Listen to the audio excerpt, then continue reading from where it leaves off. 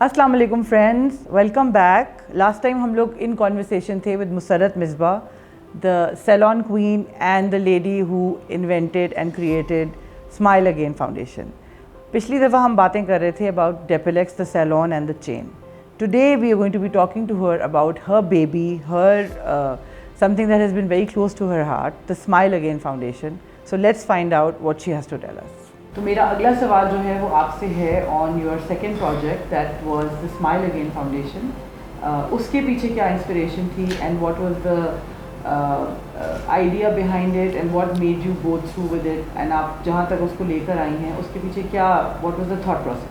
So smile again foundation जो है वो अब मेरी ज़िंदगी का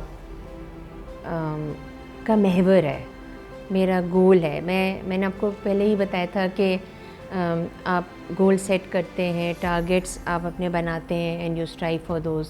मे बी आप उसमें कामयाब ना हों, लेकिन एक्चुअली आपने ट्राई किया, आपने मेहनत की और किसी दूसरे राह पे निकल गए. अल्लाह ताला हैज़ बेटर आपके लिए स्टोर किया हुआ होता है अच्छी चीज़ें.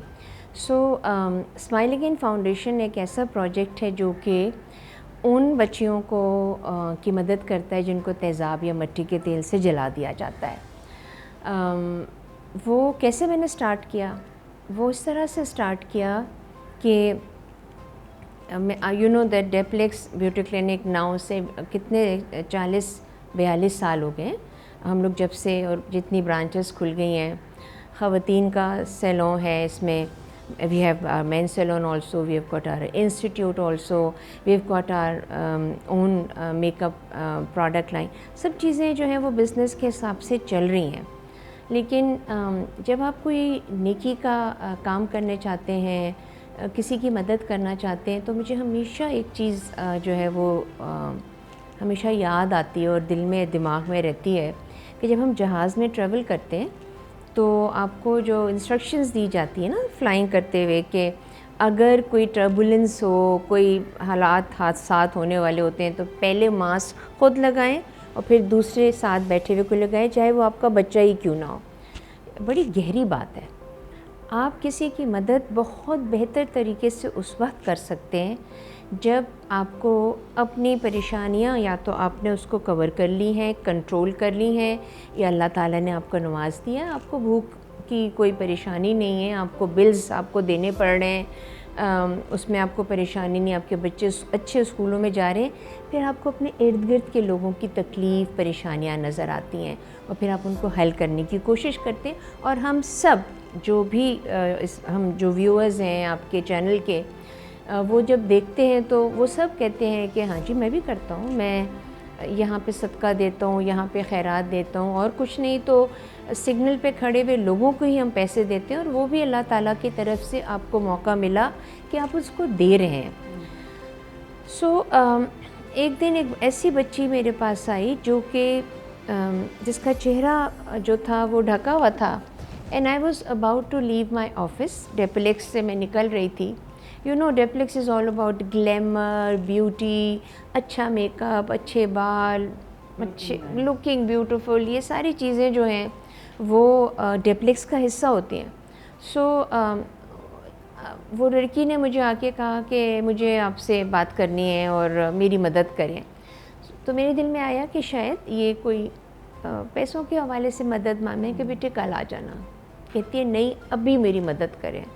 And when she removed her well, बुर्का था उसने हटाया, तो मेरे सामने एक ऐसा शक्ल थी जो शक्ल ही नहीं थी. उसकी एक आँख जो थी वो ज़ाया हो चुकी थी, उसकी नाक की जगह सुराख था, उसकी गर्दन और उसकी चिन जो थी वो जुड़ी हुई थी, एक हाथ जो था वो भी सही नहीं था, दूसरे हाथ से जब उसने हटाया था वो ठीक था. और मैं खड़ी थी, मैं बैठ गई. मुझे ऐसा लगा कि मेरे पाँव में जान नहीं है. हम कहते हैं ना कि जान पाँव से निकलती है, तो वो मुहावरा उस वक़्त या वो जो चीज़ है वो मुझे समझ में आई, क्योंकि मैं बैठ गई. मैंने कहा आपको क्या हुआ है? एंड शी सेज़ कि जी मेरे पर किसी ने तेज़ाब फेंका है, आप जो इतनी बड़ी ब्यूटिशियन बनी फिरती हैं मुझे ठीक करिए. मैंने उसको कहा आप कल आ जाइएगा, मैं आपको डॉक्टर के पास लेके चलूँगी, क्योंकि ऑब्वियसली मैं नहीं ठीक कर सकती थी. तो उसने कहा मैं कहाँ जाऊँ? میں کہا کہاں سے آئی ہیں؟ تو پتہ چلا کہ وہ ریلوے اسٹیشن سے پیدل چل کر آئی تھی، کسی گاؤں میں اس کے ساتھ یہ واقعہ ہوا تھا. اور میں رات بھر سو نہ پائی. اس کو میں نے وہیں پہ سلایا ڈیپلیکس میں، اور میں نے گھر جا کے اپنے اللہ تعالیٰ سے گڑ گڑا کے معافی مانگی. میں نے اس لیے معافی مانگی کہ مجھے اللہ تعالیٰ نے جتنا نوازا میں اس قابل نہیں ہوں، اور میں نے معافی اس لیے مانگی کہ میں نے کیوں نہیں یہ پریشانی اور یہ تکلیف پہلے دیکھی. میں نے شکر بھی ادا کیا کہ اس نے مجھے یہ موقع دیا کہ اب میں اس کی مدد کر سکتی ہوں. لیکن جو چیز تھی وہ یہ کہ اللہ تعالیٰ نے مجھے یہ موقع دیا اور میں اب اس کے لیے تیار ہوں. میں نے شکر ادا کیا ان تمام چیزوں کا جو اس نے مجھے دیا. وی ٹیک تھنگس فار گرانٹیڈ. ہم یہ ہاتھ، یہ آنکھ، یہ کان، یہ ناک، بولنا، یہ سب چیزیں تو ہیں، دی ہوئی ہیں، ہم نے تو استعمال کرنی ہے. لیکن کیا ہم ان کو بہتر طریقے سے استعمال کر رہے ہیں، یہ اس وقت ہی پتہ چلتا ہے جب وہ رہتی نہیں ہے آپ کے پاس. اور یہ بچی جو میرے پاس آئی تھی وہ ایک ایسی لڑکی تھی جو she was a woman without a face. تو میں نے اگلے دن جا کے پھر اس کے ساتھ کام کرنا شروع کیا. And that was the beginning. That was the beginning of Depalex Smile Again Foundation. تو یہ تو سلسلہ تھا بگننگ کا، رائٹ؟ اب آپ میں جو جاننا چاہوں گی اپنے ویورس کے لیے وہ یہ کہ اب کیا ہے، what is it that is going on at the moment. This is we talking about 19 years ago جب آپ نے شروعات کی تھی، رائٹ؟ جی. تو اب where are you at, what are you doing at the moment for the Smile again Foundation? Okay, so Smile again Foundation لڑکیوں کو آئیڈینٹیفائی کرتا ہے. ہم ان تک پہنچتے ہیں، چاہے وہ کسی بھی گاؤں میں، شہر میں ہو. اگر ہم کو خبر ملتی ہے دالبدین میں ہو، خیرپور میں ہو، کوئٹہ میں ہو، پنجاب میں تو بے انتہا یہ کیسز ہوتے ہیں. ہم ان تک پہنچتے ہیں، اور کیونکہ یہ میڈیکو لیگل کیسز ہوتے ہیں تو گورنمنٹ ہاسپٹلز میں ہوتے ہیں.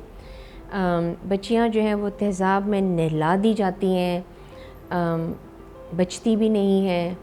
اگر بچ گئیں تو ان کی زندگی جو ہے وہ بہت مشکل میں ہوتی ہے.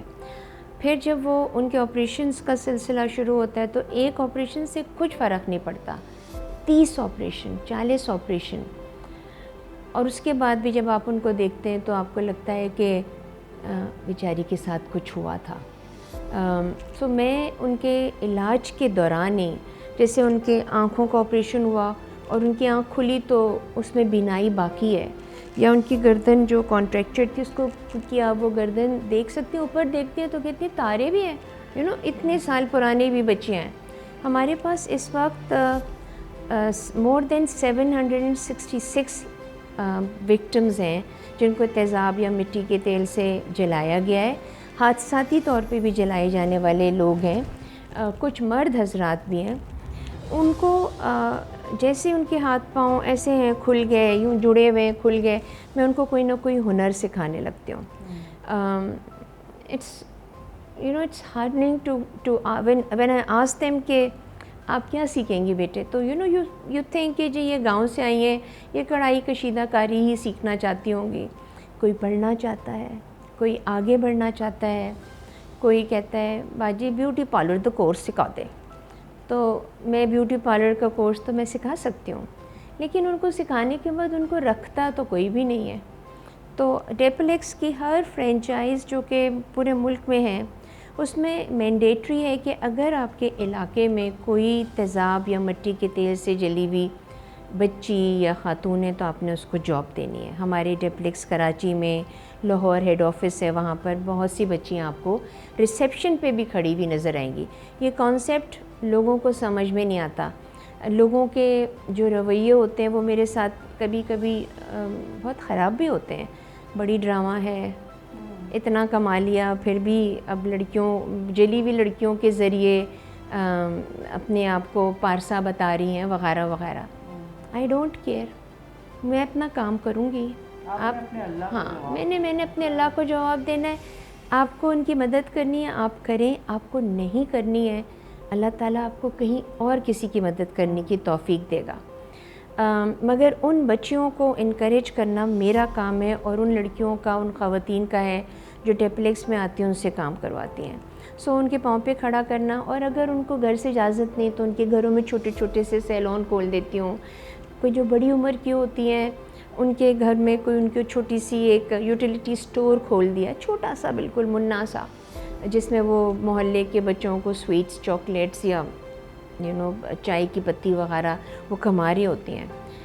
وہ ان کی امپاورمنٹ, او مائی گاڈ, وہ امپاورمنٹ یہ ہوتی ہے, وہ ان کو با اختیار کرتی ہے, خود مختار کرتی ہے, با اعتماد کرتی ہے.